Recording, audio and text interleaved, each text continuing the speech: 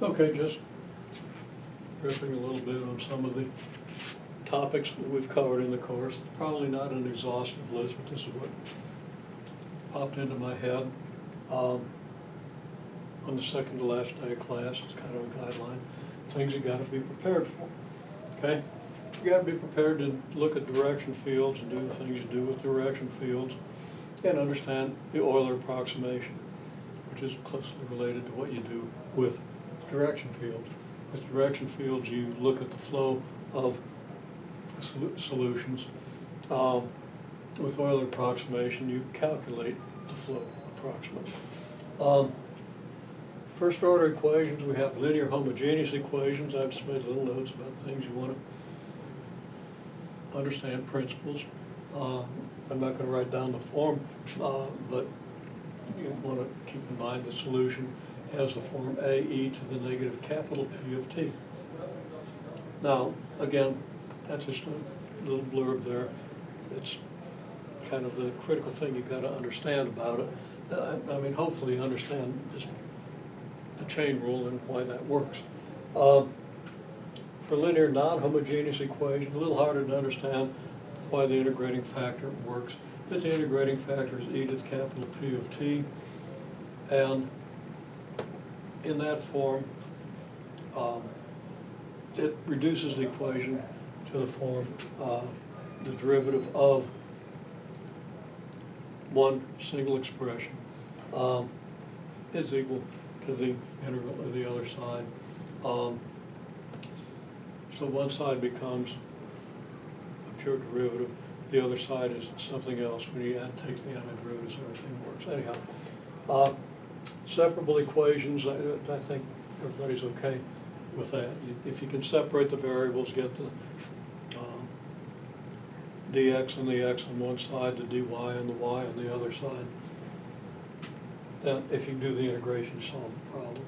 Exact, the form is differential of some function of two variables equals 0, so that function of two variables is constant. It's up to you to recover the function of two variables using the fact that the xy derivative of f is equal to the yx derivative of f, and so forth. Again, I'm not talking about details here, just the basic concept within which you want to understand the details. Bernoulli equation, identify the Bernoulli equation, which is a whole lot like a linear non-homogeneous equation, except you got the wrong power on the right side. You assume a solution v equals y to the m, and you do the change of variable, reducing the equation to a linear equation, which you can solve for in the variable v, and then you take the 1 over m power of that to be your solution. Logistic equation, you've got to use partial fractions, and just be sure you understand how the logistic equation leads you to partial fractions, which will help you remember what a logistic equation is. Just an equation where the rate of change of your quantity is proportional to the quantity, but also varies with the quantity, and some limiting value minus the quantity. So you end up with a sigmoid curve. Okay. Keep thinking there's something I'm forgetting here, but I'm not worried about that. I just want you to be sure that you review everything you have in structure like this, so you know what to do. You know that these are the kind of equations that you could run into, and you know how they work, and you know how to solve them. The second order equation, the situation is in some ways pretty simple, but also the techniques are a little harder to apply when you get into equations with repeated coefficients, where you got to use repeated solutions, where you use reduction of order, or where you have to use undetermined coefficients, which isn't that bad, or variation parameters, which is a little hard to remember, and hope you can derive it. Okay, so constant coefficient homogeneous equations, you just let y equal ae to the rt. It'll give you a characteristic equation, and you solve it, and so forth. You do have to use reduction of order if you end up with repeated roots, in your characteristic equation. And reduction of order is where you know one solution and you find another as a functional multiple of that solution. Undetermined coefficients you use when you have a non-homogeneous equation to determine a particular solution, which when added to the solution of your constant coefficient of your homogeneous equation, constant coefficient or not, gives you a general solution. And then variation of parameters. We use a technique fairly similar to the one you use with reduction of order to build a solution of the non-homogeneous equation based on the solutions of the homogeneous equation. You do sort of a linear combination of the solutions of the homogeneous equation, although linear combination is not really going to help because that would just give you another solution to the homogeneous equation. But a linear combination where it's not really linear, where you have, instead of a constant times each solution, you have a function times each solution. And you do a little bit of magic, and you end up with the variation of parameters formula. You're more secure in an exam if you can rederive that. But it's kind of a challenging derivation, not that it shouldn't be impossible for you. And the alternative is to remember a couple of formulas. Okay. And then hope you can do the integrals. Okay. We have applications. Okay. Now the fundamental ideas behind the application. Well, the most accessible idea is the idea that a lot of applications to mechanical systems.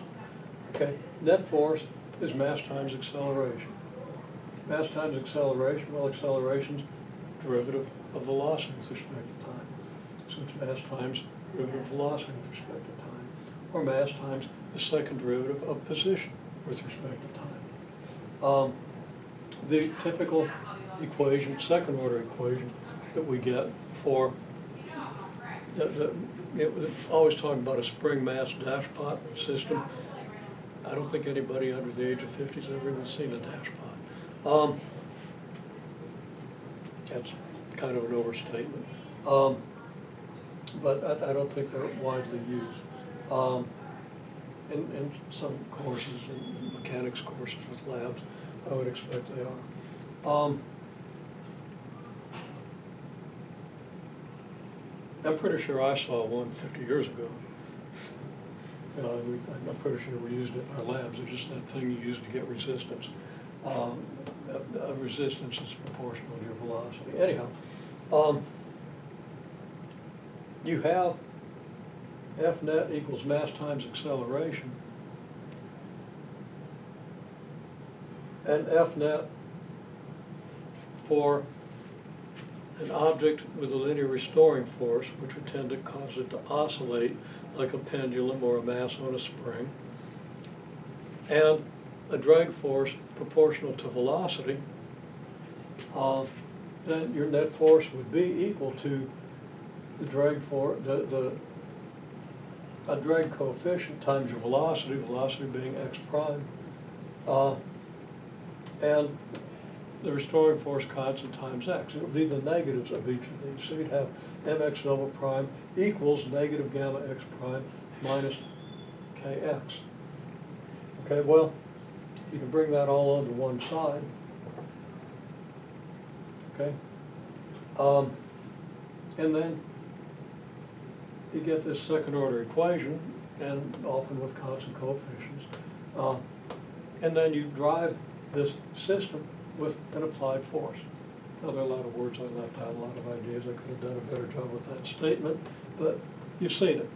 We've talked about it. We've tried to develop the concept, even though unusually we're teaching a course here where nobody has had or is taking currently a physics course.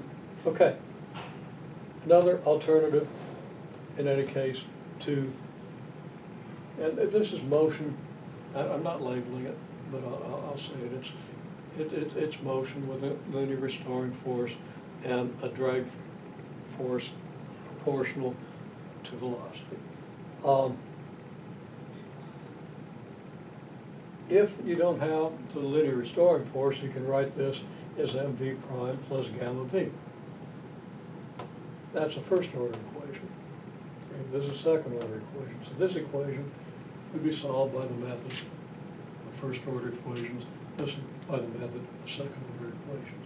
Typical example of this is a person jumping out of an airplane and opening a parachute.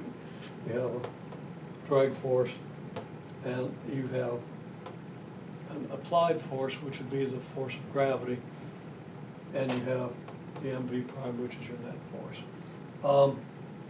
For circuits, we have something that's totally analogous to this. I mean, the analogies are really surprising, but we have more intuition for physical and for mechanical things than we do for the way currents behave. So we haven't emphasized this. But knowing how to do this, we know how to do this, and I could easily give you a problem where I give you these quantities and ask you to solve it. Not sure whether I will or not, but be prepared. Okay? And the interpretation here is Q, and usually use a capital Q. I don't know why I wrote a lowercase, but Q is the charge on a capacitor. Okay? The voltage on the capacitor is the charge divided by this C constant, which is called the capacitance. Generally, that capacitor is connected to at least a resistor, or maybe just to an inductor, but connected to a resistor, causing a current. And the current is the rate of change of the charge on the capacitor. Current's the rate at which charge flows through the system. And that's the rate of change of the charge on the capacitor. So we have this. And then you have an inductor, which is a coil that creates a magnetic field when the current changes, and all kinds of things, and resists the change in the current. And you get a voltage LQ double prime from that. And that's a sum of the voltages in your circuit, and that's going to be equal to the applied voltage. So you're driving a circuit with some kind of applied voltage and trying to figure out how the circuit reacts. In much the same way as you're driving a mechanical system with some applied force. And again, we've done many examples of that in class. Okay, so something you should kind of be aware of, be prudent. You have population dynamics, logistic population dynamics, logistic population with migration, and so forth, things that you've done. Finance, money, how does money grow? What happens if you have a steady income stream, but then every month you take a little money out and stuff like that. And also the idea of resonance, which is mostly understood here. Very important here too, especially in electronics, it's extraordinarily important. In any case, resonance and the approach to resonance, which we talked about to some extent. We pretty much did it for a system of this nature. So you want to review that. Laplace transforms, okay? You should be able to integrate to find the basic transforms. You should be able to translate a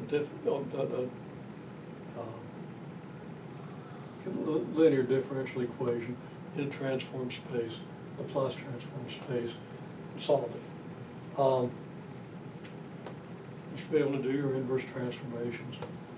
And you should be able to do transformation of periodic functions, especially those we build from the heaviside function, starting with building the step function from the heavy side, going maybe to a sawtooth or something analogous or similar, or maybe even dissimilar.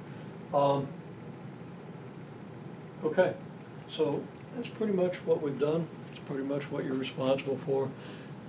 Try to be as prepared as you can to do all of these things and anything I might have neglected to mention here that we'll still have time to talk about in class tomorrow.